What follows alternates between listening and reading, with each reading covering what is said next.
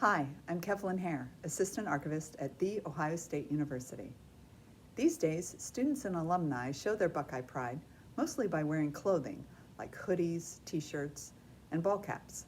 Over the years, though, the Archives has received many other items that demonstrate the close allegiance that students and alumni have to Ohio State.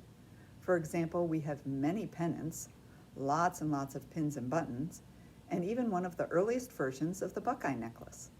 But I'd like to talk to you now about the recent arrival of one of the fanciest examples of such items of affection that I've seen come to the Archives. It's a set of intricately designed spoons that were sold in the early 1900s for students and alumni to display in their dorms and homes, to perhaps lend an air of sophistication to their collection of Ohio State memorabilia. The man who designed them was Edwin Albaugh, who attended the university for only a short time, during the fall of 1889 and the spring of 1890. At that time, campus was far different than it is today. Classrooms were decidedly more low-tech, and student groups like the marching band were definitely much smaller. That spring, in fact, only 30 students earned their degrees, a minute fraction of the number who graduate each spring these days. Meanwhile, the original University Hall was the main spot where classes were held, with only a handful of other buildings gracing the campus. At that time, the only place for athletics was a track field that sat just about where the 18th Avenue Library stands today. Albaugh left Ohio State just before the first season that the relatively new sport of football was introduced, although as a resident of Columbus, he may have attended games. Quickly, the sport became a fan favorite, and students soon came up with a wide array of cheers and songs that eventually were distributed to fans in small booklets that they could use during games to motivate their beloved Buckeyes. Albaugh, who had spent his free time as a child tinkering with all things mechanical, left Ohio State to pursue an apprenticeship with a watch and clock maker. By the early 1900s, he owned a jewelry store in downtown Columbus, and in 1909 he took advantage of the popularity at that time of collecting commemorative spoons.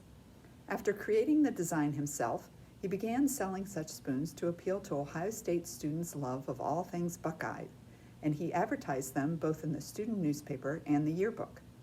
Let's take a quick look at what Albaugh created. The first spoon has a simple but detailed design in which the handle is shaped like a draped female figure holding the original university seal. The more detailed spoon was available both plain or enameled in school colors, and it has a number of features, most predominantly of which is the etching of University Hall in the bowl. While the seal of the state of Ohio secures the tip of the handle, the rest of the handle is all Ohio State. Football is featured with a drawing of a ball and the fan yell "Wahoo, Wahoo" next to it. Academics are included as well, though. A new graduate in cap and gown is also shown. With a nod to the university's alumni, the handle also features a sundial that was the gift of the class of 1905. It now sits in Sphinx Plaza next to Thompson Library. Finally, on the back of the spoon is an image of the Armory, which was a campus icon at the time.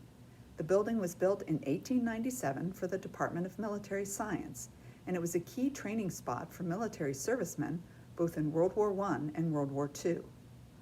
Albaugh eventually sold his store to focus on watch repair and construction.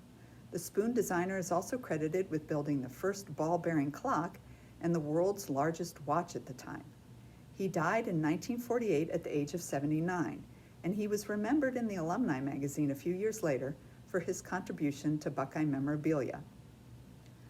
I'd like to thank Michelle and Robert Wilhelm for donating these gorgeous spoons.